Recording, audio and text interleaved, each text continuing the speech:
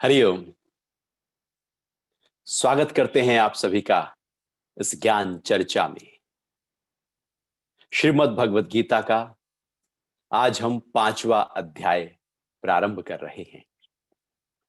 अभी तक 4 अध्याय में भगवान ने बहुत ही गहनता से, गूढ़ता से ज्ञान योग की और कर्म योग की चर्चा की, सांख्य योग की चर्चा की और आत्मा के स्वरूप की चर्चा की, और फिर कर्म कैसे किए जाएं कि कर्म बांधे ना, परेशान ना करें, उसकी बात गहराई से बताई। कैसे यज्ञ की तरह कर्म होना चाहिए। भगवान इसी श्रृंखला में थोड़ा और गहराई में अर्जुन को ले जाना चाहते हैं। तो 5वां अध्याय का नाम है कर्म संन्यास योग। भगवान से अर्जुन पूछ रहे हैं, हे कृष्ण, पहले आप कर्मों के संन्यास की और फिर कर्म योग की प्रशंसा करते हैं। मुझसे निश्चित रूप से कहिए कि मेरे लिए इन दोनों में से कौन सा एक कल्याणकारक है। क्योंकि भगवान इससे पहले ज्ञान योग, सांख्य योग, जिसको कर्म संन्यास कहा जाता है, उसकी चर्चा करते आए। उसके बाद निष्काम कर्म योग की चर्चा की। अब अर्जुन के मन में एक दुविधा है, एक संशय है। वो कह रहा है कि मुझे आप बता दो ठीक ठीक कि मुझे इस पे चलना है या इस पे चलना है। अब जब ये प्रश्न उठे कि ये रास्ता ठीक है या ये रास्ता ठीक है, इसका मतलब है कि अभी अंदर का विवेक उतना जगा नहीं है। अभी हम निर्णय नहीं ले पा रहे हैं। अभी निर्णय मेरे लिए कोई दूसरा ले दे। जब कोई दूसरा ही निर्णय ले देगा तो फिर हम उस निर्णय यदि आ भी गया तो क्या पक्का है कि हम उस निर्णय पर आगे बढ़ ही जाएंगे। जब निर्णय नहीं ले पा रहे हैं तो आगे बढ़ना मुश्किल होता है। जीवन भी ऐसे ही दो राहे पर खड़ा हो जाता है, ये करूं या ये करूं। फिर हम पूछते हैं ये करना है या ये करना है, और यदि आंसर मेरे अनुरूप आ गया तो हम उस पर चल पड़ते हैं, और यदि आंसर मेरे अनुरूप नहीं आया और कहा नहीं ये रास्ता ठीक है, तो हम कहते हैं नहीं, ये कंसल्टेंट जिससे हम पूछा है ना, ये जो गुरु है ठीक नहीं है, मुझे दूसरे से राय लेनी चाहिए। फिर हम दूसरे से राय लेते हैं, और दूसरा ये मान लो वही रास्ता बता दे जिसपे मुझे अंदर से रुचि नहीं, तो हम तीसरे से राय लेते हैं। तब तक राय लेते रहते हैं जब तक मेरे अनुरूप सामने वाला उस पे मोहर ना लगा दे। हम अपने ही मन के हिसाब से चलना चाहते हैं। घर में भी ऐसे ही होता है। मान लो कोई बात माता पिता से पूछना है, वाइफ से पूछना है, हस्बैंड से पूछना है, तो अपने अनुरूप करना चाहते हैं। दूसरों से पूछ लेंगे लेकिन करेंगे अपने अनुरूप। गुरु भी एकदम इतनी साधनाएं हैं, कोई ये थोड़ी कहता है कि तुम यही करो। गुरु तो बस आपके सामने एक पूरी तरह से एक एक सारी साधनाओं का वर्णन कर देंगे। अब जो आपको करना है वो करें, लेकिन हम अपने हिसाब से चलना चाहते हैं। तो एक महिला ने हस्बैंड से पूछा कि आज खाने में क्या बनाएं। तो हस्बैंड ने कहा कि साग बना लेते हैं। तो वाइफ ने कहा साग तो परसों ही खाया था। कि फिर चलो पनीर की सब्जी बना लो। नहीं नहीं नहीं, वो तो कल खाएंगे। चलो फिर ऐसा करो आज ना राजमा बना लो। नहीं नहीं, राजमा नहीं बनाते, हम तो आलू की सब्जी बना रहे हैं। वो पहले से ही तय किया हुआ है कि आलू की सब्जी बनानी है, वो तो केवल पूछा जा रहा है। और फिर यदि वो आलू की सब्जी पति कह दे तो हमने देखो आपकी पसंद की सब्जी बनाई है, आज हमारा थोड़ी, आपने कहा था हमने बनाई। अंदर से हमारे चल रहा है कि मुझे करना क्या है, हम केवल दूसरे की मोहर लगवाना चाहते हैं। अर्जुन भी यहां पर भगवान की मोहर लगवा देना चाहते हैं कि मैं किसी तरह से कर्म से बच जाऊं, किसी तरह से मुझे युद्ध की तरफ भागना ना पड़े, जाना ना पड़े। मैं कर्म संन्यास की तरफ आ जाऊं। लेकिन भगवान के सामने, गुरु के सामने जब प्रश्न आता है तो गुरु समझ जाते हैं कि ये माजरा क्या है, आखिर आखिर अंदर इसके चल क्या रहा है, ये ऐसे प्रश्न दुविधा वाले कर क्यों रहा है। जब सारी बातें भगवान ने खोल खोल कर एक एक गहराई से रखी है, अब भी एक दुविधा। तो जब दुविधा खड़ी हो जाए तो अभी चलने वाला पात्र उतना तैयार नहीं है, अभी तो वो केवल ये कह रहा है कि मैं इस पे चलूं या इस पे चलूं। लेकिन फिर भी एक पात्र की पात्रता आरंभ हो गई है। अर्जुन अब प्रश्न जो है उन्हीं पर कर रहा है जो भगवान ज्ञान सुनाते आ रहे हैं। अब वो बीच में वो पहले मोह वाले प्रश्न नहीं कर रहा कि मैं अपने वालों को क्यों मारूं। वो जो पहले उसके संशय थे, अब वो संशय हट चुके हैं। अब अर्जुन की अवस्था थोड़ी बेहतर हो गई है। ज्ञान सुनते रहने से हमारा मन, हमारी बुद्धि बेहतर तरीके से सोचना प्रारंभ कर देती है। जैसे हम गीता की ज्ञान चर्चा कर रहे हैं, तो आप भी जब लगातार इस ज्ञान चर्चा को सुनते रहेंगे तो सोचने समझने के जो नजरिया है उसमें बदलाव आना प्रारंभ हो जाएगा। अर्जुन के साथ भी ऐसा ही हुआ कि उसके अंतरतम में भी बदलाव आ गया है। अब वो बात, अब वो प्रश्न भी गहरे कर रहा है। संशय है, लेकिन बहुत ही ऊपर के स्तर पर संशय नहीं खड़ा है, संशय कहीं गहरे है। अब वो संशय जो बहुत ही उबाल ले रहा था, अब वो थम गया है। लेकिन अभी किसी ना किसी रूप में एक बुलबुला उसका खड़ा हुआ है। तो अर्जुन कह रहे हैं कर्म संन्यास या निष्काम कर्म योग, आप दोनों की बात कर रहे हैं, मुझे एक ही बता दो जो मेरे लिए कल्याणकारी हो। अब भगवान कैसे मोहर लगा दे कि तू क्या कर। भगवान तो कह सकते हैं हाँ ये कर सकते हो या ये कर सकते हो, लेकिन पात्र की जो अर्जुन है उसकी स्थिति, युद्ध खड़ा है सामने। सब बातों को ध्यान में रखते हुए, समाज को ध्यान में रखते हुए, व्यवस्था को ध्यान में रखते हुए, उस युग को ध्यान में रखते हुए ही आंसर करते हैं।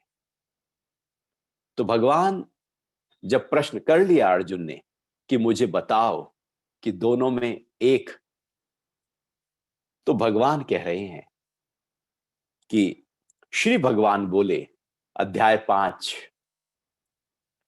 प्रश्न 2, इसका श्लोक दूसरा है। श्री भगवान बोले, कर्म संन्यास और कर्म योग दोनों ही कल्याणकारक हैं, लेकिन इन दोनों में संन्यास से कर्मयोग श्रेष्ठ और सुगम है। अब भगवान ने कहा देखो भाई, इन दो की जो चर्चा करते आया दोनों ही कल्याणकारक है, तभी तो मैंने चर्चा की। यदि कोई एक ही कल्याणकारक होता तो फिर मैं एक ही की बात करता ना, दूसरे को साथ क्यों लेकर आता। दोनों ही महत्वपूर्ण है, कर्म संन्यास और निष्काम कर्मयोग। ये कर्म संन्यास क्या है, इसको थोड़ा सा समझ लेते हैं। कर्म संन्यास का मतलब है जब साधक अपने आत्म भाव में स्थित हो जाए, अपने स्वरूप में टिक जाए, तो अब उसके सारे बाहर के कर्म जो हैं वो कहीं लीन हो जाते हैं, विलीन हो जाते हैं, कहीं खो जाते हैं। कर्म से ही वो ऊपर उठ चुका होता है। अब किसी कर्म में वो प्रवृत्त नहीं होता, क्योंकि वो हो ही नहीं सकता, क्योंकि वो आत्म भाव में टिका है। जैसे कोई साधक है और वो केवल ध्यान कर रहा है, वो घंटों घंटों ध्यान में बैठा है, समाधि में बैठा है, एक ही स्थिति है, एक अवस्था है, एक मार्ग है, और वो केवल ध्यान और केवल आत्म भाव में है, और उसी भाव में रहकर उसका जीवन व्यतीत हो रहा है। ऐसे बहुत से साधक आज भी हैं जो केवल कर्म संन्यास को पकड़े हुए हैं, अर्थात सांख्य योग को, ज्ञान योग को पकड़े हुए हैं, जो केवल अपनी आत्म भाव में टिके हुए हैं और उसी भाव में वो हैं। किसी ना किसी रूप से भिक्षाटन के माध्यम से भिक्षा आ जाती है, भोजन वो कर लेते हैं, कहीं रह जाते हैं, बस एक ऐसी स्थिति जहां पर कुछ बाहर नहीं किया जा रहा, बल्कि सब कुछ अंदर हो रहा है। ये ज्ञान योग है, ये सांख्य योग है। यहां कर्म कहीं गौण है, कर्म संन्यास मतलब कर्म पूरी तरह से अब नहीं हो रहे हैं, कर्मों से ही संन्यास हो गया है। कर्मों से संन्यास लिया नहीं है। एक है संन्यास लेकर बैठ जाना, मुझे ये काम नहीं करना है, मुझे वो काम नहीं करना है, मुझे ऑफिस नहीं जाना है, मुझे व्यापार नहीं संभालना है, मैं तो भैया बस गीता पढ़ूंगा, मैं तो अपने ही स्वरूप पे टिका रहूंगा। हमने कर्म को छोड़ा संन्यास के लिए। ये कर्म संन्यास नहीं, क्योंकि कर्म तो छोड़ा है आपने। जबकि कर्म संन्यास का मतलब है जब हम अपने आत्म भाव में टिक जाएं। आत्म भाव में टिकने के बाद आपके कर्म अपने आप डिसॉल्व हो जाते हैं। अब कर्मों को डिसॉल्व करने की जरूरत नहीं है, कर्म आपे ही डिसॉल्व हो रहे हैं। तो जो कर्म आपे ही डिसॉल्व हो रहे हैं वह अवस्था कर्म संन्यास है। कर्म संन्यास किया नहीं जाता, कर्म संन्यास तो केवल होता है। कर्म संन्यास एक ऐसी अवस्था है जहां पर जब हम आत्म भाव में टिके होते हैं, उस आत्म भाव में टिकने के बाद हमारे सारे कर्म, शरीर के कर्म, इंद्रियों के कर्म, मन के कर्म, बुद्धि के कर्म, हर स्तर के कर्म कहीं डिसॉल्व हो चुके होते हैं। अब कर्म रहते ही नहीं हैं। कर्म को छोड़े कैसे? चूंकि संन्यास की अवस्था प्राप्त हो चुकी है, हम आत्म भाव में टिके हुए हैं। ज्ञान योग अर्थात सांख्य योग अपने स्वरूप को जानकर जब हम उस भाव में, ध्यान की ऊंची अवस्था में, समाधि की ऊंची अवस्था में होते हैं, तो कर्म संन्यास अपने आप घट जाता है। कर्म संन्यास घटाने की जरूरत नहीं, बल्कि वो होता है। गलती क्या होती है? व्यक्ति संन्यास लेता है कर्मों को छोड़कर, कर्मों से भागकर, परिवार को त्याग कर, परिवार की झंझटों को छोड़कर, और यहां लॉस हो गया, वहां अपमान हो गया, अब कुछ जीने लायक रहा नहीं, चलो छोड़ो। वो सब छोड़कर भागता है, वो सन्यास नहीं, बल्कि कर्म सन्यास तो अपने भीतर अंतरतम में जुड़कर जब कर्म छूट जाए, वो कर्म सन्यास है। कर्म सन्यास में कर्म पूरी तरह से कहीं गौण हो जाते हैं, डिसॉल्व हो जाते हैं, कर्मों का नाश हो जाता है। क्योंकि वहां पर कर्म करने के लिए जो ऊर्जा है, जो बाहर की तरफ बहती है, अब वो पूरी तरह से अंतर्मुखी हो गई है। जब ऊर्जा अंतर्मुखी हो जाए और पूरी तरह से केवल अंतर्मुखी हो जाए, तो समझना चाहिए कि कर्म संन्यास है। अब वो बाहर बह ही नहीं रही है, वो इंद्रियों की तरफ आ ही नहीं रही है, वो शरीर के माध्यम से कुछ कर्म करने की ओर प्रवृत्त कर ही नहीं रही है। मन भी अंदर मन मना भव हो गया, बुद्धि भी आत्मा के साथ लीन हो गई, सब कुछ लीन हो गया है आत्म भाव में। वह कर्म संन्यास है। अब कर्म करें कैसे? क्योंकि ऊर्जा तो आत्मा के साथ पूरी तरह से टिकी हुई है। ये एक बहुत ही ऊंची साधना है, या यूं कहें अध्यात्म पथ पर सबसे ऊंची साधना, जिसके साधक बहुत कम होते हैं। पहले से ही उसके साधक बहुत अंतर्मुखी चूंकि साधना है, यहां पर बाहर नहीं। तो जैसे ही हम बहिर्मुख होते हैं तो फिर दूसरा योग शुरू होता है। तो कर्म संन्यास है अपने आत्म भाव में टिककर कर्म जहां पर गिर जाए। एक दूसरी अवस्था है। दूसरी अवस्था क्या है? कर्म योग की, निष्काम कर्म योग की। अर्थात इस अवस्था में, इस योग में, इस साधना में हम कर्म कर रहे होते हैं, सारे कर्म हमारे हो रहे होते हैं, लेकिन निष्काम भाव से हो रहे होते हैं। निष्काम भाव मतलब अब कोई सकाम नहीं, अब कोई फल की इच्छा नहीं, कोई आसक्ति नहीं, कोई अहंकार नहीं, अब कर्म के फल की इंतजारी नहीं। अभी तो हम कर्म करने से पहले ही फल के बारे में सोचना शुरू कर देते हैं, और कर्म करते हुए कर्म के बाद में फल खड़ा है। अब मिलेगा, अब मिलेगा, अब मिलेगा।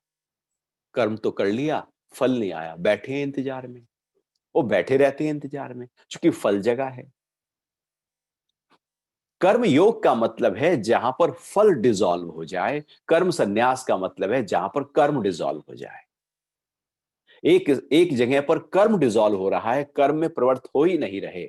दूसरे जो कर्म योग है वहां कर्म तो कर रहे हैं, लेकिन उसका जो फल है वो हमारे मन में अब नहीं चल रहा है, फल है ही नहीं, क्योंकि निष्काम भाव जग गया है। जब निष्काम भाव हमारे अंतरतम में जग जाए, सकाम हट जाए, इच्छा हट जाए, वासना हट जाए, लेकिन हम कर्म में प्रवृत्त हो, लगातार हम कर्मों में सुबह से लेकर रात तक कर्म हो रहे हैं, लेकिन कोई फल की इच्छा नहीं, निष्काम हो रहा है। करते हो आप प्रभु जी, मेरा नाम हो रहा है। कर्म संन्यास में यह पक्का हो जाता है कि कितने भी कर्म किए जाएं, आखिर सब डिसॉल्व ही हैं, सब खत्म ही हैं। 5,000 साल पहले यदि किसी ने कोई कर्म किया था तो आज उसका क्या लेना देना था। समय सारे कर्मों को कहीं नाश कर देता है। बड़े से बड़े महल कहीं ध्वस्त हो जाते हैं, मट्टी बन जाते हैं। समय के थपेड़े आज के महल को कल के खंडर बना देते हैं। तो बहुत मेहनत करके भी कुछ किया जाए, बड़ी बड़ी फैक्ट्री डूब जाती हैं। बहुत कुछ करके भी असलियत में वो कर्म जीरो ही हो जाने वाला है। जब ये भाव अंदर जग जाता है तो कर्म संन्यास पैदा होता है। लेकिन एक दूसरी अवस्था है जहां पर समाज को एक व्यवस्था देनी होती है। एक एक हमारी जो ऊर्जा है वो बहिर्मुख होकर बह रही है, और वहां पर अंदर उस आत्म भाव का प्रबल वेग है कि उसको पाना है, और अंदर से निष्कामता पैदा हो गई है। निष्कामता जब अंदर से पैदा हो जाए और उसके बाद हम जब कर्मों में प्रवृत्त हो, तो वह कर्म योग है। यहां कर्म भरपूर हैं, लेकिन उन कर्म के साथ में फल नहीं खड़ा। कर्म है, फल नहीं है। ये है कर्म योग। कर्म जू का त्यों।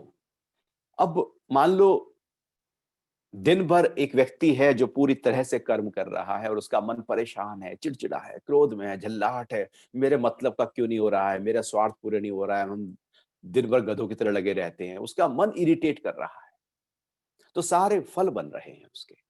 एक दूसरा व्यक्ति है, वो पूरी तरह से अपने अंतरतम में जुड़ा हुआ है कि प्रभु मेरे से सारा करा रहे हैं, प्रभु ने ही ये प्राण मेरे शरीर के अंदर डाला है और प्राण से ही सब कुछ चल रहा है। सत्व रज तम तीन गुण अपना काम कर रहे हैं, शरीर अपना काम कर रहा है, इंद्रियां अपना काम कर रही है। यहाँ सब कुछ जैसे जैसे प्रेरणा अंदर से आती है, वो मैं कार्य जो सामने आता है वो मैं करता चला जाता हूँ। उसका फल की इच्छा नहीं, फल अपने आप जब आएगा आएगा, नहीं आएगा नहीं आएगा, फल खड़ा ही नहीं है मन में। इंतजारी तो तब है जब फल खड़ा हो। हम कहते हैं नहीं, फल तो चाहिए, लेकिन मुझे फल नहीं चाहिए, अंदर छुपे हुए फल चाहिए। ऊपर से कहते हैं मैं तो कर्म योग कर रहा। कहीं गहरे में भी यदि फल पड़ा है, फल भी यदि कहीं पड़ा है, तो कर्म योग नहीं है। केवल जब कर्म ही कर्म खड़ा हो, बस कर्मठ है, कर्मठ ही है, कर्म में पूरी तरह से प्रवृत्त है, फल है ही नहीं, तो वह कर्म योग है। अब दो शब्द हो गए, कर्म संन्यास और कर्म योग। कर्म संन्यास का मतलब है जहां कर्म नहीं, कर्म योग का मतलब है जहां फल नहीं। जैसे कहते हैं ना, कर्म का फल, कर्मों का फल आता है, हर कर्म का फल होता है। तो कर्म है तो उसका फल है। तो कर्म संन्यास का मतलब कर्म ही नहीं हो रहा है, तो उसका फल कैसे होगा? कर्म ही डिसॉल्व हो गया, मतलब एक तरह से बीज ही खत्म हो गया, तो उसका पेड़ या उसका फल कैसे लगेगा? बीज है तो पेड़ है, पेड़ है तो फल है। अब बीज क्या है? फलों का कर्म, कर्म संन्यास में कर्म डिसॉल्व। अब दूसरी बात यह है कि कर्म तो है, लेकिन कर्म ऐसे हो जाए कि उसका फल डिसॉल्व हो जाए। तो यदि फल डिसॉल्व हो गया तो वह कर्म योग है। ये दोनों साधनाएं बड़ी महत्वपूर्ण है, लेकिन जो पहली साधना है वो गुफाओं की साधना है, वो सन्यास की गहरे स्तर की साधना है, वो समाज की साधना नहीं। वो सामाजिक व्यवस्था को बनाए रखने की साधना नहीं, वहां तो व्यक्ति अपने आप को पूरी तरह से एकांत में ले जाता है। लेकिन जो कर्म योग की साधना है वो संसार में रहते हुए, गृहस्थ में रहते हुए, घर के सारे कामों को करते हुए, बच्चों का, वाइफ का, हस्बैंड का, माता का, पिता का, पूरा परिवार का ध्यान रखते हुए, सामाजिक एक अच्छा प्राणी बनते हुए, अच्छा व्यापार करते हुए, अपने शरीर का रखरखाव करते हुए, सब कुछ करते हुए जब योग जगा हो, पूरी तरह से अपने अंतरतम के साथ में समर्पण का भाव जगा हो, भक्ति का भाव जगा हो और हम कर्म कर रहे हैं। फल नहीं चाहिए, फल है ही नहीं, बस कर्म। चूंकि शरीर है तो कर्म करना पड़ेगा। भगवान पहले ही बोलकर आए हैं कि एक क्षण भी कोई प्राणी बिना कर्म के नहीं रह सकता। जो टिका है केवल आत्मा में वो तो रह जाएगा, लेकिन उसके अलावा सबको कर्म करना है। तो क्यों ना फल रहित होकर कर्म किए जाएं।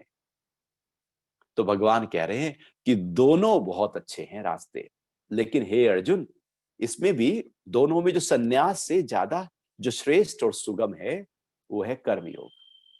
निष्काम कर्म योग श्रेष्ठ है, सुगम है।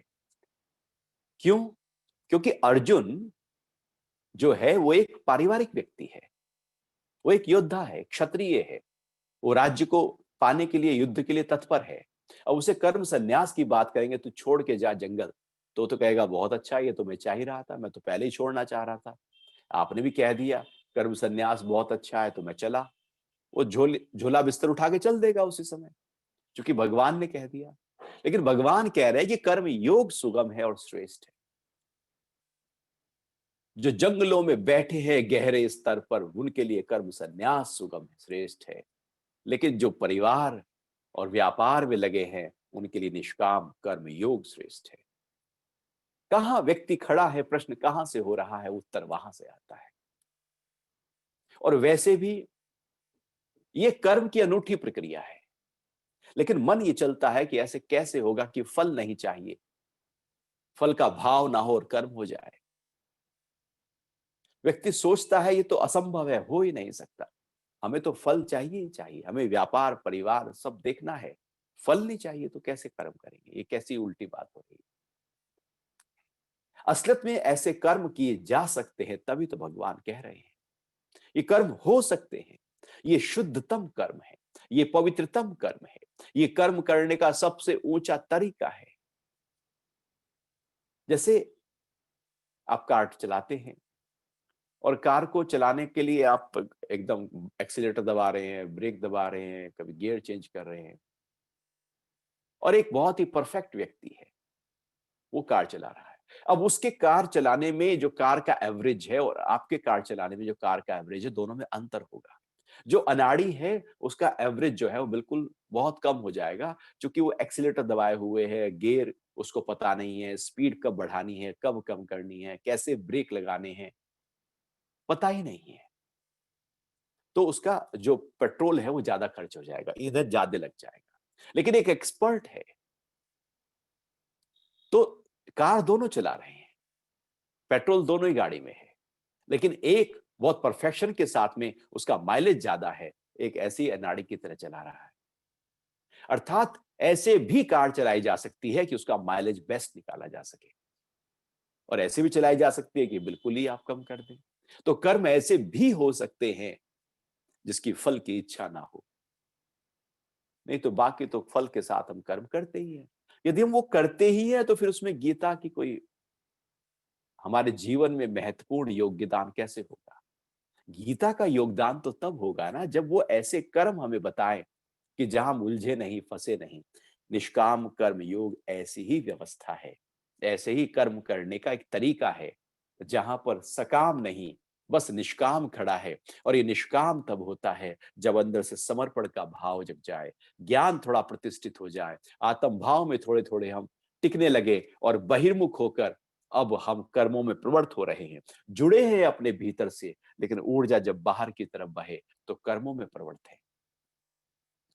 योग खड़ा है यहां पर, कर्म योग है, अर्थात अंतरतम की जो स्थिति है, अवस्था है, आत्म भाव है, वो जगा हुआ है और कर्म हो रहे हैं।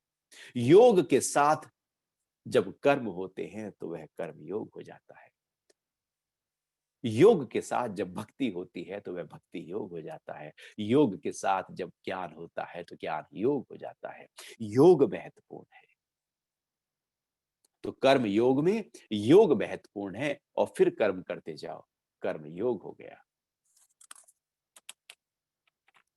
तो इसलिए भगवान ने कहा, चूंकि अर्जुन को, कि यह जो निष्काम कर्म योग है वो सुगम है और श्रेष्ठ है। आगे 5वें अध्याय के 3 श्लोक में भगवान फिर आगे बात कर रहे हैं कि हे महाबाहो, जो पुरुष न द्वेष करता है न आकांक्षा करता है उसे सदा सन्यासी जाना, क्योंकि द्वंद्वों से रहित पुरुष सुखपूर्वक बंधन से मुक्त हो जाता है। अब सन्यासी की परिभाषा यहां पर भगवान ने बता दी है। क्या कह रहे हैं भगवान? कि जो द्वेष नहीं करता और आकांक्षा नहीं करता।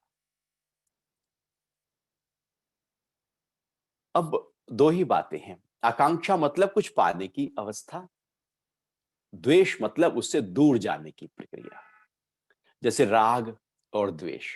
राग मतलब उसकी तरफ बढ़ जाना, इसे पालूं, कैसे भी करके ये मिल जाए, सारे ताम झाम दंड भेद की नीति अपनाकर बस ये पालूं।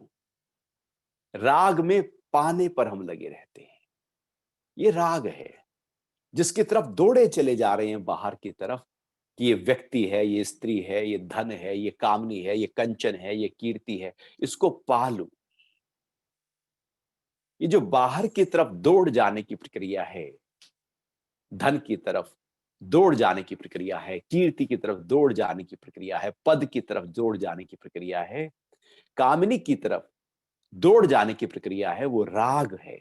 उसकी तरफ हम जा रहे हैं, वो मिल जाए, कैसे ना कैसे करके मिल जाए।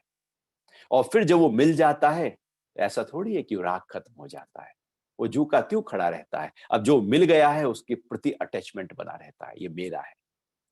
अब उससे कोई लेने लगे, कोई छीनने लगे तो उससे द्वेष हो जाता है। राग में कोई आंखें दिखा दे तो द्वेष है। द्वेष उसी से ही है जो मेरे राग को तोड़ रहा है। और जब मैं राग से दूर जाना चाहता हूं तो द्वेष खड़ा हो जाता है, क्योंकि राग से दूर जाने की प्रक्रिया ही द्वेष पैदा करती है। राग क्या है? जो जो चीजें मुझे सुख दे रही हैं, सुख देंगी, सुख दिया था या सुख मिलने की कल्पना है, उनसे राग पैदा होता है। और जिसने मुझे दुख दिया, दुख दे रहा है, दुख दे सकता है, द्वेष पैदा हो जाएगा। जहां जहां सुख की अनुभूति वहां वहां राग, जहां जहां दुख वहां वहां द्वेष। तो जहां से दुख मिलता है वहां से द्वेष करते हैं। और जीवन तो सुख और दुख की माला है। पक्षी के दो पंख, सुख दुख की तरह जीवन चलता रहता है। कभी हम सुखी हैं, कभी दुखी हैं, फिर सुखी हो गए, फिर दुखी हो गए। मतलब का हो गया सुखी, मतलब का नहीं हुआ तो दुखी। सारे काम मेरे बनते जाएं तो मेरे से तुम्हारा अच्छा संबंध और कोई है नहीं, और आंख दिखाने लगे व्यक्ति तो मैं तुमसे बुरा कोई है नहीं या मुझसे बुरा कोई है नहीं। मेरे अनुरूप काम हो जाए और जो उस अनुरूप काम करने के कड़ी बन जाए, हिस्सा बन जाए, उससे राग, उस व्यक्ति से राग, धन से राग, चूंकि वो मेरा सहयोगी हो रहा है मेरे सुख के लिए। वो घर से राग, चूंकि वो मेरे सुख के लिए सहयोगी हो रहा है। कार से राग, हर चीजों से राग हो जाएगा जो मेरे सुखों में चार चांद लगा रहे हैं। और जो दुख पैदा कर रहे हैं, वो घर वाला हो, घरवाली हो, बच्चे हो, माता हो, पिता हो, यदि दुख दे रहे हैं तो द्वेष पैदा कर लेंगे हम। कोई माँ बाप बच्चों को प्रॉपर्टी नहीं दे रहे हैं तो देखो बच्चे एकदम आंख दिखाने लगते हैं, द्वेष कर लेते हैं, क्योंकि वहां पर उनको प्रॉपर्टी नहीं मिल रही है, उनके अनुसार नहीं हो रहा है, उनके सुख में रुकावट पैदा हो रही है। सुख में रुकावट ही द्वेष का कारण बन जाती है। तो ऐसे ही यदि हम देखें तो या तो हम द्वेष में जी रहे हैं या राग में जी रहे हैं। हम दो में ही जी रहे हैं, या तो सुख में जी रहे हैं या दुख में जी रहे हैं। हो सकता है कि इस समय कोई सुख और दुख ना हो, लेकिन अंदर गहरे में तो पड़े हैं, उनकी याद आएगी, वो उभर कर आ जाएंगे। तो द्वेष और राग, राग और द्वेष, ये 5 कलेशों में 2 हैं। सुखानुसई राग, दुखानुसई द्वेष। महर्षि पतंजलि कहते हैं जो सुख देते हैं उनसे राग हो जाता है, जो दुख देते हैं उनसे द्वेष हो जाता है। और जीवन ऐसे ही चलता रहता है, चलता रहता है। यदि हम अपना देखें तो भैया कहीं राग है कहीं द्वेष है। ज्यादा राग होगा, थोड़ा द्वेष होगा, लेकिन यदि थोड़ा सा भी द्वेष है तो वो काफी है। दांत में जरा सा भी दर्द है तो काफी है पूरे सिस्टम को हिला देने के लिए। जीभ बार बार दांत की तरफ ही जाएगी, उसी दर्द की तरफ। क्योंकि वहां पर शरीर में कहीं भी जरा सा भी दुख हो जाए तो देखो मन सारा वहां चला जाएगा। इसलिए यदि एक भी व्यक्ति से द्वेष है तो सब सारा ध्यान वहां चला जाएगा। और यदि बहुतों से राग है तो देर नहीं लगेगी उनसे द्वेष हो जाने में। इसलिए अपने वालों से ही द्वेष होता है। तो ये राग और द्वेष के बीच में जो खड़ा है वो सन्यासी है। अब ना राग की तरफ जाए, ना द्वेष की तरफ जाए, ना सुख की तरफ जाए, ना दुख की तरफ जाए, ना कुछ पाने की तरफ दौड़े, ना किसी से दूर भागने की तरफ दौड़े। अभी या तो हम किसी को पाने की तरफ जा रहे हैं या उससे दूर भागने की तरफ जा रहे हैं कि नहीं, पहले धन इकट्ठा किया, खूब पाया, खूब धन इकट्ठा किया। अब धन इकट्ठा करने में कर्म किया, उसके बाद में उस धर्म से राग हुआ और फिर हम कहते हैं कि नहीं नहीं, अब धन तो ऐसे ही है, बेकार है। अब धन से दूर जाने के लिए व्यक्ति कुछ करने लगता है। वो दान दे रहा है, धन से दूर करने के लिए अपने आप को छोड़ के भाग रहा है। धन उसके अंदर पड़ा है और धन छोड़कर भाग रहा है। धन से द्वेष कहीं है और कहीं गहरे में राग भी है। जिससे दूर जाएंगे उससे राग और द्वेष गहरे में खड़ा ही है। केवल जिससे द्वेष होता है उससे केवल द्वेष नहीं, राग के आधार पर द्वेष खड़ा है। यदि माता पिता से द्वेष है किसी बच्चे को कि प्रॉपर्टी नहीं दे रहे हैं और वो प्रॉपर्टी एकदम दे दे सारी, तो अभी राग हो जाएगा। क्योंकि राग आधार है द्वेष का, तो द्वेष और राग दोनों खड़े ही हैं। यदि अभी एक उभरा हुआ है, दूसरा दबा हुआ है, कल को दूसरा उभर जाएगा, एक दब जाएगा और जीवन ऐसे ही चलता रहेगा। सन्यास है दोनों के बीच में आ जाना, ना राग ना द्वेष। जैसे राग द्वेष लिखो तो बीच में हाइफन लगाया जाता है, उस बीच की डंडी में आ गए। ना इधर ना उधर, मैं बिल्कुल तटस्थ हूं, मैं बिल्कुल अपने आत्म भाव में हूं। जो बाहर से जुड़ा है वो तो हिलेगा, जो अंदर से जुड़ा है वो न हिलेगा। अब हम बाहर से जुड़े हैं तो हमें सुख दुख परेशान करेगा, और यदि हम अपने अंदर से जुड़े हैं तो राग कोई नहीं और आकांक्षा कोई नहीं और द्वेष कोई नहीं। जो है ठीक है, ठीक ही तो है ना। अब ये भाव अंदर प्रबल हो जाए तो सन्यास की अवस्था जग गई। कि सन्यास की अवस्था जग गई है। गाय है, दूध पी रहे हैं, बहुत अच्छा है, दूध हो रहा है, मक्खन निकल रहा है, घी बन रहा है, दही जम रही है, बहुत अच्छा है, बहुत अच्छा है। गाय नहीं है तो ठीक है, वो भी बहुत अच्छा है। दोनों अवस्थाओं में ना मुझे राग हो रहा है ना द्वेष हो रहा है तो बहुत अच्छा है, नहीं है तो वैसा ही है जैसे था। अंदर से हिले नहीं। वो जो अंदर से ना हिले वो अवस्था सन्यास की है। उसे सदा सन्यासी जानो, जो हिलता नहीं बाहर के थपेड़ों से, हलचलों से, हवाओं से, विपरीत परिस्थितियों से, वही सन्यासी है। बाहर सब होगा, हो गए, धन आया है चला जाएगा, कीर्ति आई है चली जाएगी, शरीर है, स्वास्थ्य है, व्यक्ति बीमार हो जाएगा। जो है वो जाने के लिए ही है, पहले उसका जाना निश्चित है। बच्चा पैदा हुआ है, मौत भी निश्चित हो गई है। जन्म होता है बच्चे का, जन्म भी होता है और मौत भी तय हो जाती। कोई भी चीज आप जब खरीद के लाओ, एक बहुत अच्छा वास खरीद के लाओ कांच का, एक ना एक दिन वो टूट जाएगा। तो जब हमने खरीदा उसको तो हमने उसका टूटना भी खरीदा है। जो चीज बनी है उसका बिगड़ना भी हमने खरीदा है। जो मेरे अनुकूल है उसका प्रतिकूल भी मैंने खरीदा है।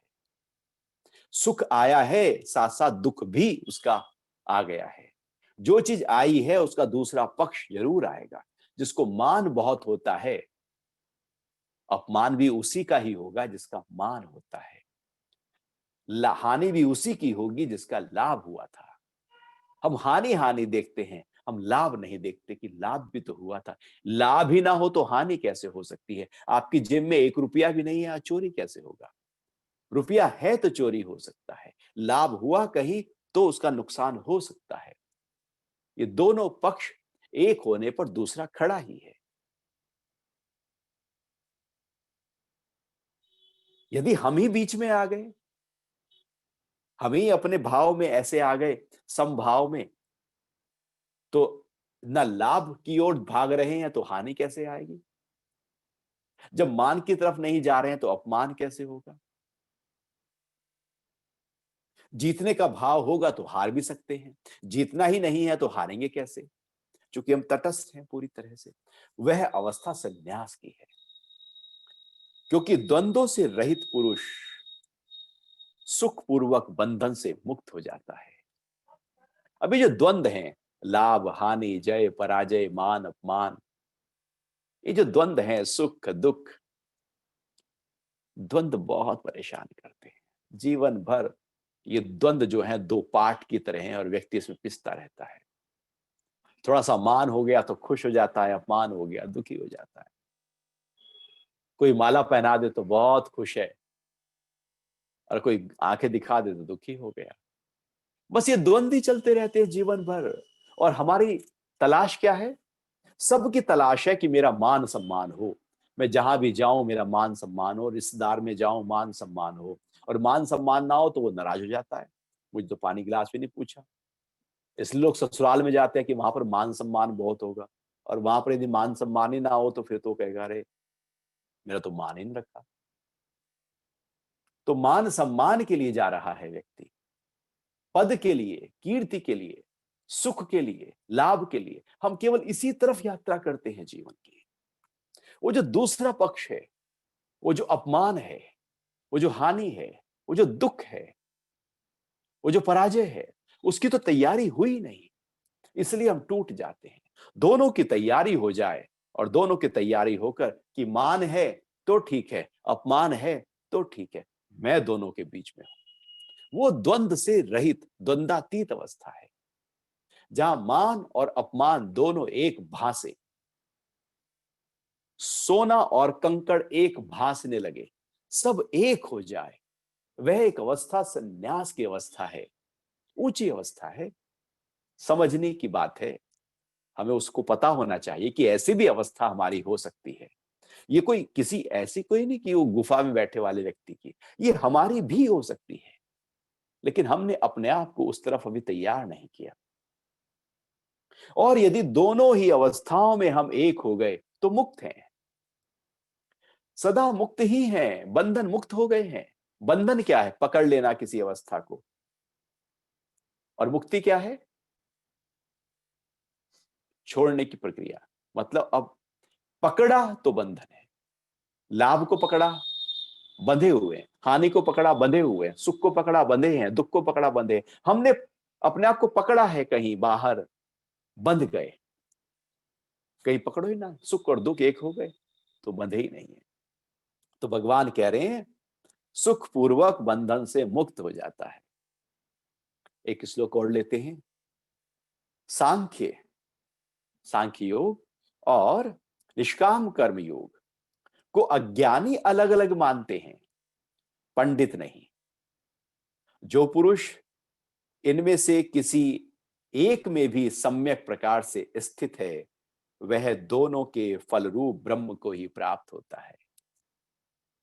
अभी जो दो बातें हैं, कर्म संन्यास की और कर्म योग की, ये रास्ते दो हैं लेकिन मंजिल तो एक है। पहुंचेंगे तो ब्रह्म में। कोई कर्म छोड़कर पहुंच रहा है, कर्म से उठकर पहुंच रहा है, और कोई फल से उठकर पहुंच रहा है। एक कर्म से ऊपर उठा है, एक फल से ऊपर उठा है। दोनों वही जा रहे हैं, अलग अलग नहीं है, अलग अलग हो ही नहीं सकते। जब मंजिल एक है तो मार्ग भी अलग अलग दिखाई देंगे, लेकिन वो उनका लक्ष्य एक हो जाएगा। और जब लक्ष्य एक हो जाएगा तो यूं कहें कि मार्ग दिखाई अलग अलग दे रहे हैं, लेकिन लेके तो एक ही जगह पर जाएंगे। तो मार्ग भी अलग अलग दिखते हुए भी अलग अलग नहीं है, वो एक ही तो है। क्योंकि वो पहुंचा एक ही जगह रहे हैं तो एक ही तो है, दो थोड़ी हो सकते हैं वो। दो तो तब है कि जब उनका लक्ष्य अलग अलग है। दो रास्तों का लक्ष्य ही अलग अलग हो जाए तो रास्ते दो हैं। और यदि लक्ष्य एक है तो दो मार्ग होते हुए भी एक ही है, कर्म संन्यास और कर्म योग। मार्ग अलग अलग हैं, लेकिन लक्ष्य एक होने पर चूंकि दोनों ब्रह्म की तरफ पहुंचा रहे हैं। तो भगवान कह रहे हैं कि जो अज्ञानी है वो कहेगा ये तो अलग अलग बातें हैं, क्योंकि उसे तो पता ही नहीं है गहराइयों का। अज्ञान मतलब जिसको ज्ञान का, उस आत्म भाव का, अपने उस प्रेम का पता ही नहीं है जो भीतर है। वो केवल बाहर जगत जगत की बात कर रहा है और शब्दों को पकड़े बैठा हुआ है। अब शब्दों में तो कर्म संन्यास और निष्काम कर्म योग अलग अलग दिखाई देंगे, उसका अर्थ समझने जाओगे तो भी अलग अलग दिखाई देंगे, पूरी तरह से अलग अलग दिखाई देंगे। लेकिन भगवान कह रहे हैं अज्ञानी उनको अलग अलग देखेगा, लेकिन जो ज्ञानी है वो तो एक ही देखेगा। हाँ, ये इस तरीके से कर्म के माध्यम से ब्रह्म तक पहुंच रहा है, एक कर्म संन्यास के माध्यम से ब्रह्म तक पहुंच रहा है। कोई कैसे आए, उससे फर्क क्या पड़ता है। वो मंदिर में व्यक्ति पहुंच रहा है, कोई कहीं से आ रहा है, कोई कहीं से आ रहा है, कोई कहीं से आ रहा है, कोई प्लेन से आ रहा है, कोई ट्रेन से आ रहा है, कोई बस से आ रहा है, कोई कार से आ रहा है, कोई पैदल आ रहा है, कोई कांवड़ लेके आ रहा है। पहुंच तो मंदिर रहे हैं। महत्वपूर्ण तो जहां पहुंच रहे हैं वो हो जाता है। महत्वपूर्ण रास्ते नहीं, रास्ते सब डिसॉल्व हो जाते हैं, खत्म हो जाते हैं। रास्तों का महत्व नहीं रहता, लक्ष्य का महत्व रह जाता है। तो भगवान कह रहे हैं कि जो पंडित है वो समझ जाएगा कि लक्ष्य तो एक है, क्योंकि दोनों ब्रह्म तक ही पहुंच रहे। पंडित जो है वो समझ जाएंगे। पंडित का मतलब है जिसने अपने आत्म भाव को जाना है, वो पंडित है, वही ब्राह्मण है। जो अपने आत्म भाव में टिक गया है, ज्ञान की पराकाष्ठा में आ गया है, वो पंडित है। तो पंडित कहते हैं ये दोनों एक ही है। क्योंकि भगवान से अर्जुन ने पूछा था या तो ये बताओ या ये बताओ, या तो कर्म संन्यास या कर निष्काम कर्म योग। भगवान ने दोनों की बातें कर दी और कहा दोनों कल्याणकारी हैं। और ये भी कहा तेरे लिए जो है आज के समय में सुगम और श्रेष्ठ ये है, कर्म संन्यास निष्काम कर्म योग। अब भगवान कह रहे हैं कि भैया देखो ऐसी बात है, तुम दोनों से जाओ लेकिन पहुंचोगे एक ही जगह। कहां पहुंचोगे? जो पुरुष इनमें से किसी एक से भी सम्यक प्रकार से स्थित हो गया है, वह दोनों के फल रूप ब्रह्म को ही प्राप्त हो जाता है। बस एक को पकड़ लो, एक साधे सब सधे। एक को साध लो, एक राह पकड़ तू चलता चल, मंजिल मिल ही जाएगी। चूंकि एक राह पकड़ ली है और चले जा रहे हैं, चरे वैती शनै कंथा शनै पंथा, एक राह पर चले जा रहे हैं। ब्रह्म जो है वो प्राप्त हो ही जाएगा, उसका जो फल है ब्रह्म वो प्राप्त हो जाएगा, अपने आप फल प्राप्त हो जाएगा। और फल है अपने स्वरूप की अवस्था। तो आप कर्म संन्यास, जो गुफा में बैठकर जो धारणा ध्यान समाधि में लगे हैं, स्थित हैं, वो भी वहीं पहुंचेंगे। और एक निष्काम कर्म योग, जहां पर फल की चाह नहीं, जहां सकामता नहीं, पूरी तरह से निष्काम हो गए हैं हम, बस सबकी भलाई के लिए लगातार कर्म कर रहे हैं, बस कर्म हो रहा है, गुण गुणों में बरत रहे हैं, मैं अपने स्वरूप के साथ टिका हुआ हूं, वो भी ब्रह्म को ही पाएगा। दोनों ब्रह्म को ही पाएंगे, एक राह पकड़ लो। तो फिर यदि हमारे लिए कर्म संन्यास है तो कर्म संन्यास पकड़ लो, निष्काम कर्म योग है तो निष्काम पकड़ लो। लेकिन जगत में जो है उनके लिए निष्काम है, गृहस्थियों के लिए निष्काम कर्म योग है। इसलिए गीता गृहस्थियों के लिए बहुत ही उपयोगी है। एक ऐसी अध्यात्म की साधना भगवान बता रहे हैं, निष्काम कर्म योग, कि सब करो, मेले में झमेले में सारा व्यापार परिवार सब संभालो, सकामता हटा दो, इच्छा हटा दो, वासना हटा दो, प्रेम में आ जाओ, होश में आ जाओ, सुजाग हो जाओ और फिर करो, सब करो। कृष्ण भगवान की तरह करो, राजा जनक की तरह करो, बस करो, करते जाओ कर्मों को। ब्रह्म का अनुभव अपने ही अंतरतम में हो ही जाएगा। तो इस तरह से ये 4 श्लोक की आज हमने चर्चा की। आगे के श्लोक हम अ, कल करेंगे और अभी समय हुआ है प्रश्न के उत्तरों का। कुछ प्रश्न ले लेते हैं आज के।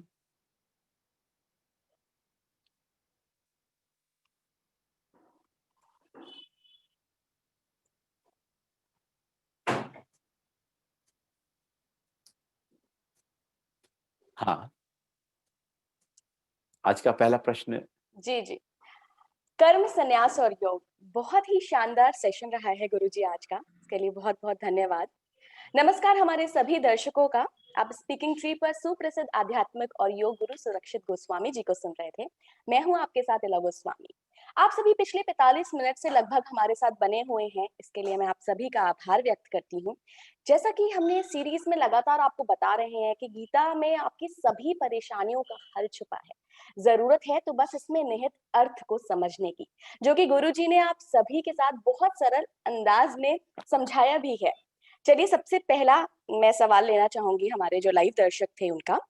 दिव्या सवाल कर रही हैं, जीवन में गुरु का क्या महत्व है? गुरुजी, आपसे सवाल है। जीवन में गुरु का क्या महत्व है?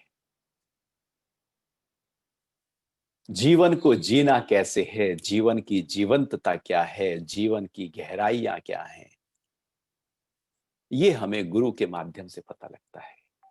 वास्तविकता में जीवन क्या है, ये हमें गुरु के माध्यम से पता लगता है। ये ऊपर ऊपर से जो हम जी जाते हैं, ये जीवन नहीं। दिखता जीवन जैसा है, लेकिन यहां जीवन जैसा कुछ होता नहीं।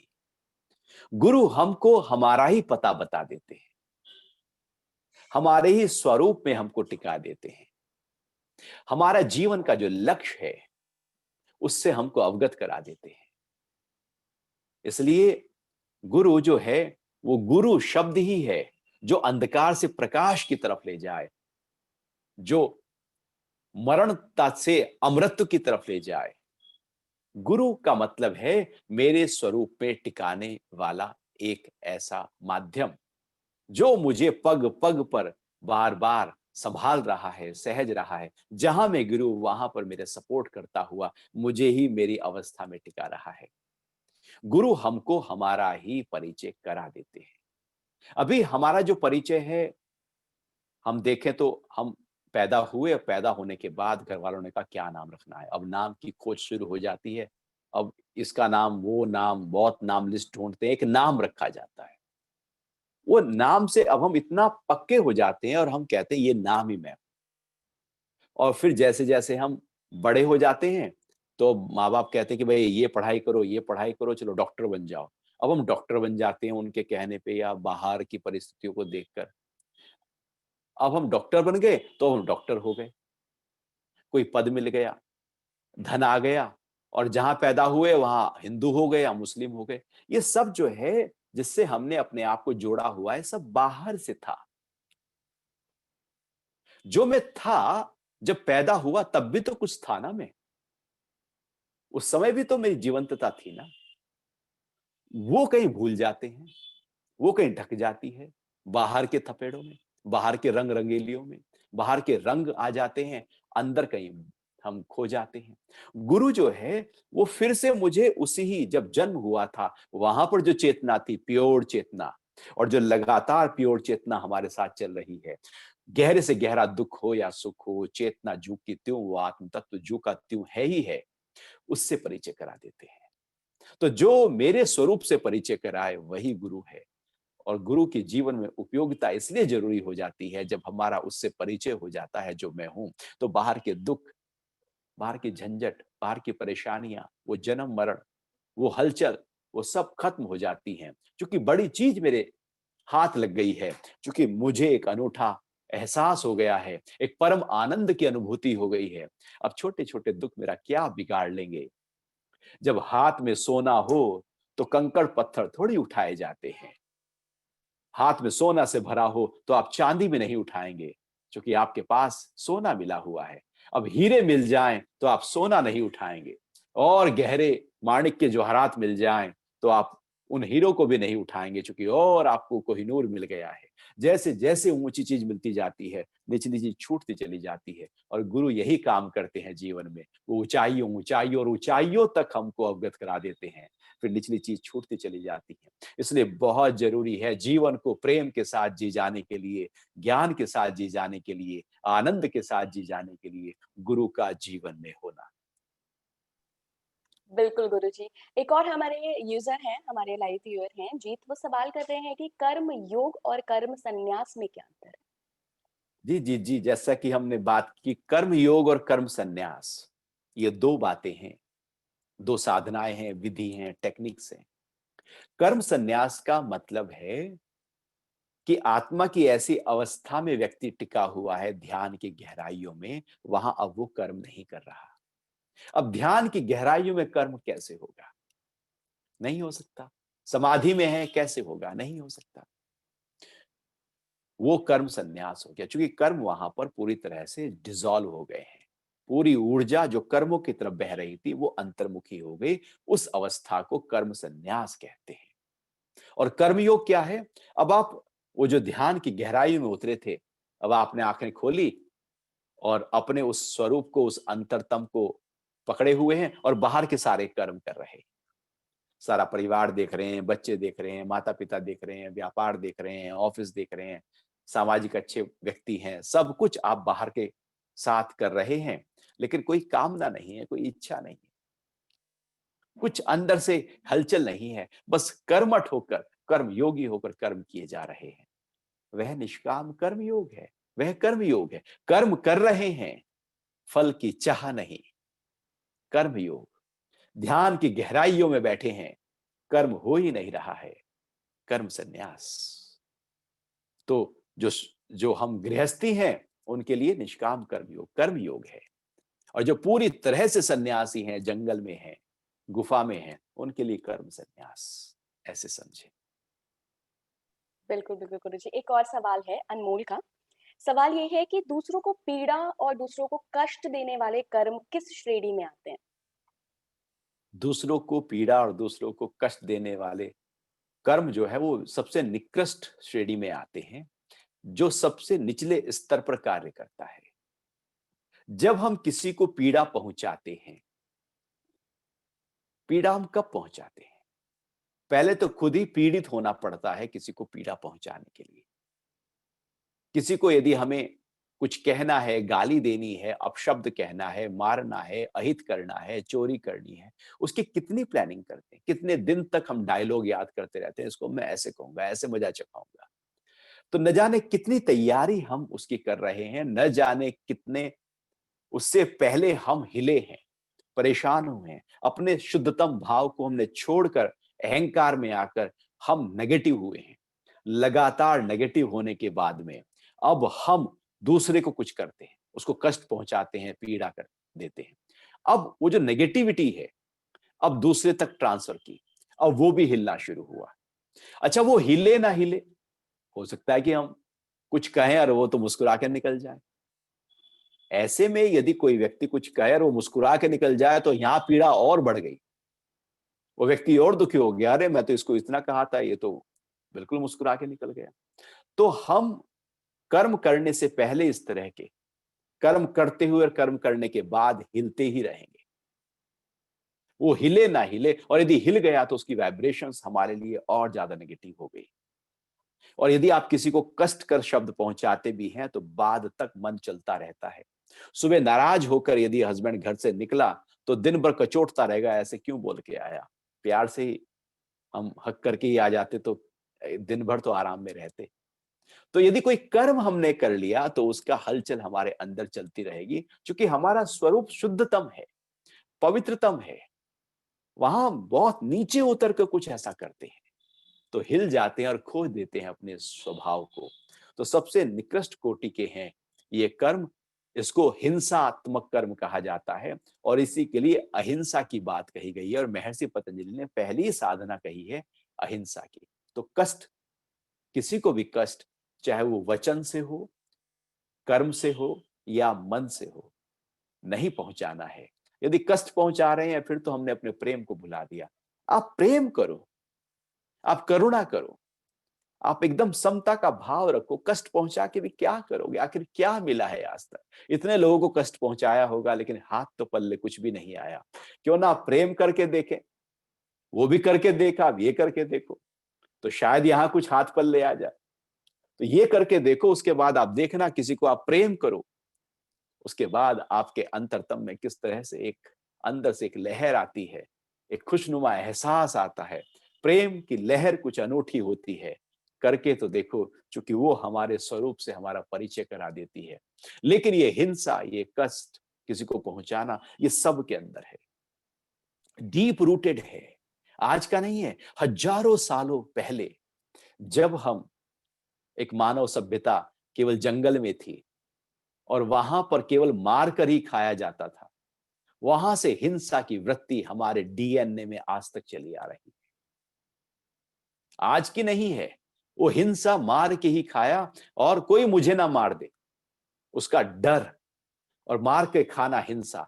तो डर में और हिंसा में हमारे अंदर आज भी उसके पूरी तरह से गहरे एक तरह से डीएनए पड़ा हुआ है। आज भी कोई जोर से आवाज हो तो हम डर जाते, क्योंकि वो आवाजें पहले हुई थी, न जाने कब के संस्कार अंदर पड़े हुए।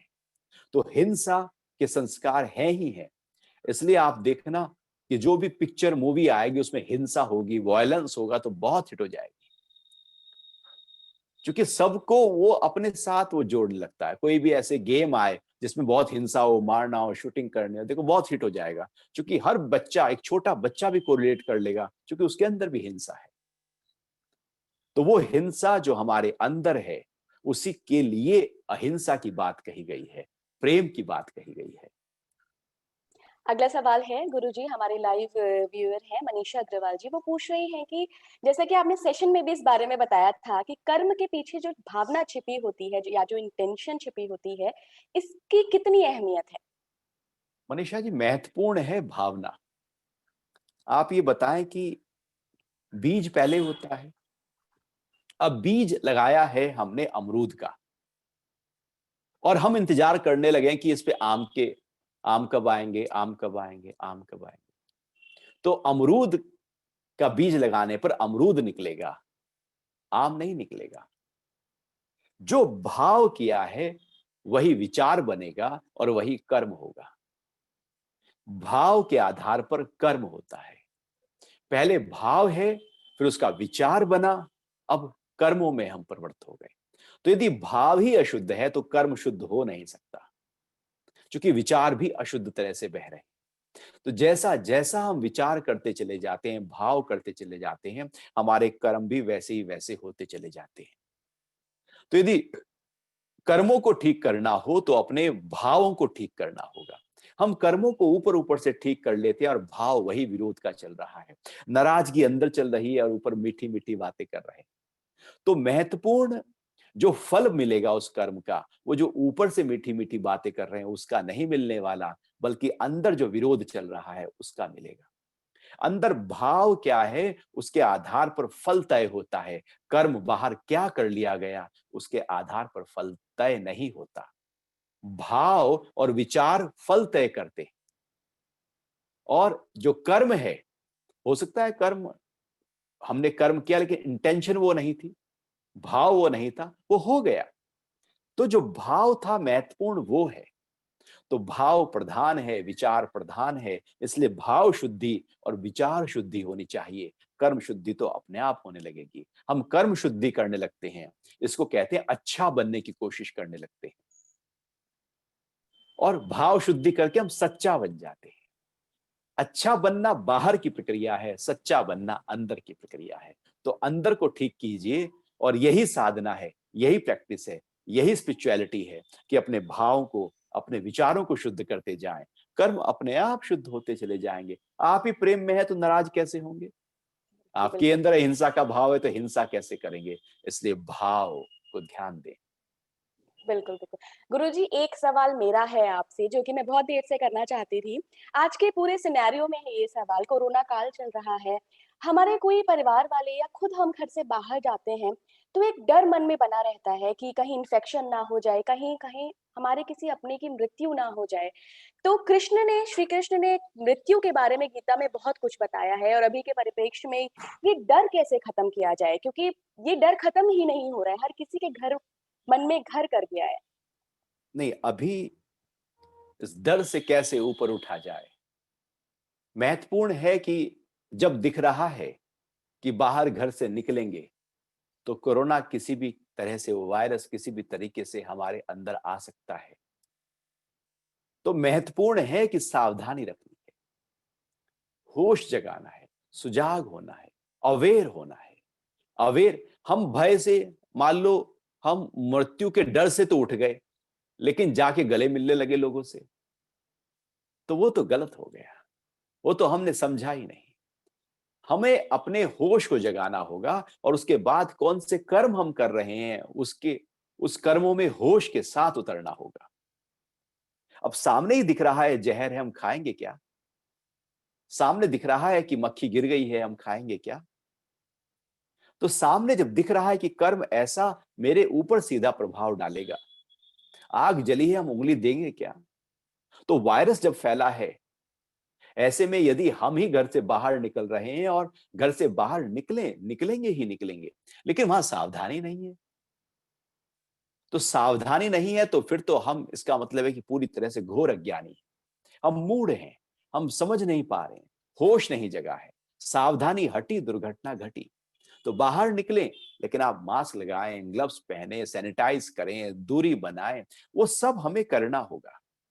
तो ये पहला स्टेप होगा। तो पहला स्टेप है कि अपने आप के शरीर की रखरखाव हम कैसे कर सकते हैं, कौन सा भोजन ऐसा है जो इम्यून सिस्टम को बेहतर कर सकता है, उस भोजन को लें, उस मन की अवस्था को बनाए रखें जो हमारे इम्यून सिस्टम के लिए बहुत बेहतर है, पॉजिटिव हो जाएं आप। तो एक दिनचर्या को, पॉजिटिविटी और इम्यून सिस्टम को बेहतर करने के लिए आप, जैसे आज अब ठंडा मौसम भी हो गया है, तो आप धूप में बैठे हैं तो इम्यून सिस्टम और बेहतर होगा। तो पहला स्तर है कि सावधानी रखें और दूसरा स्तर है डर से कैसे ऊपर उठें। मृत्यु का डर तो सबके अंदर है। एक छोटे से मक्खी को मारने जाओगे तो वो भी बचने की कोशिश करेगी, मच्छर को मारने जाओगे वो बचने की कोशिश करेगा। हर जीवधारी प्राणी अपने आप को बचाने में लगा हुआ है, क्योंकि मृत्यु का डर, मृत्यु के डर के संस्कार हमारे अंदर पड़े हुए हैं। न जाने कितनी बार हम मृत्यु को प्राप्त हुए थे, मृत्यु के समय के संस्कार, जैसे जैसे मृत्यु दिखाई देती है, उसकी याद आती है, कोई चर्चा करता है, किसी को देखते हैं, तो वो अंदर के संस्कार उभर उभर कर आते हैं और हमको डरा देते हैं। मौत का डर अंदर पड़ा ही है, सबके पड़ा है। जब हम चित्त में होते हैं तो मौत का डर रहेगा ही रहेगा, वो जा नहीं सकता। लेकिन जैसे ही हम चेतना में होते हैं तो वहां मौत है ही नहीं। चेतना की मौत नहीं, शरीर की मौत होती है। यदि हम शरीर में खड़े हैं तो इसकी मौत तो है ही है। आप डरें न डरें, समय पर मर ही जाएंगे। यहां कोई नहीं बचा, सबका शरीर, भगवान श्री कृष्ण का शरीर भी गया ही है। चाहे वो 125 साल की उम्र में गया, लेकिन वो गया ही है। शरीर तो नश्वर है, जाएगा ही जाएगा। लेकिन एक दूसरी बात है कि हम डर गए। आप डरें तो भी मरेंगे, शायद डर कर पहले मर जाएंगे। डर कर रोज मरने लगेंगे, पल पल मरने लगेंगे। मरना तो जब घटेगा तब घटेगा, हम तो अभी मरे जा रहे हैं। यदि वो मृत्यु हुई 40 साल बाद और हम रोज डर मरेंगे मरेंगे उसके बारे में, तो 40 साल तो हमने खराब भी कर दिए। ना भी सोचा होता मृत्यु के बारे में, तब भी बहुत ठाठ के साथ जीते। तो डर, अनजाना सा डर, ये तब तक रहता है जब तक हमारी बाहर राग के प्रति पूरी तरह से आसक्ति होती है। और ज्ञान यही तो काम करता है। अर्जुन को भी तो डर ही था ना। ज्ञान यही कार्य करता है कि उस डर से, उस भय से निर्भय कैसे हो जाए, निडरता कैसे आ जाए, अर्थात डर से ही ऊपर उठ जाएं और डर हो जाए। तो वो तब होगा जैसे जैसे हम अपने स्वरूप को जानने लगेंगे कि मैं जो हूं वो तो मर ही नहीं सकता। आत्मा अजर है, अमर है, नित्य है, शाश्वत है, अनादि है। है ही है, अनादिकाल से जो की त्यों है। भला आकाश की मौत होती है क्या? और आत्मा तो उससे भी परे है। तो जो मैं हूं, जब उसके भाव में हम आते हैं तो डर नहीं है। लेकिन जब हम बॉडी कॉन्शियसनेस में होते हैं, शरीर में होते हैं, तो डर है ही है, क्योंकि ये शरीर जाएगा ही जाएगा। या फिर ये पक्का हो जाए कि ये शरीर जाएगा ही जाएगा, क्यों ना इस शरीर की रखरखाव किया जाए, इसका देखभाल की जाए, सारे एक्सरसाइज की जाए, योग का अभ्यास किया जाए, प्राणायाम किए जाए, ध्यान किया जाए, अच्छी डाइट दी जाए, नींद अच्छी रखें, अच्छी तरह से दिनचर्या को रखें। क्यों ना हम इस शरीर को अच्छी तरह से रख रखाव रखें, बिल्कुल, बिल्कुल। डरे नहीं, लेकिन इसका ध्यान रखें, तो हम बिल्कुल, डर से ऊपर उठ सकते हैं। बिल्कुल गुरुजी। आखिर में बस श्री कृष्ण के एक संदेश के साथ मैं अंत करना चाहूँगी सेशन का। श्री कृष्ण ने कहा है, "क्यों व्यर्थ की चिंता करते हो? किससे डरते हो? कौन तुम्हें मार सकता है? आत्मा ना तो मरती है और ना ही जन्म लेती है।" तो आप सभी, जैसा कि गुरुजी ने भी बताया, डरने की बिल्कुल ज़रूरत नहीं है। एहतियात बरतिए, आप सावधानी रखिए, लेकिन ये डर अपने मन से निकाल दीजिए। कल फिर जुड़ेंगे सेशन में हम आपके साथ, शनिवार सुबह 8 बजे।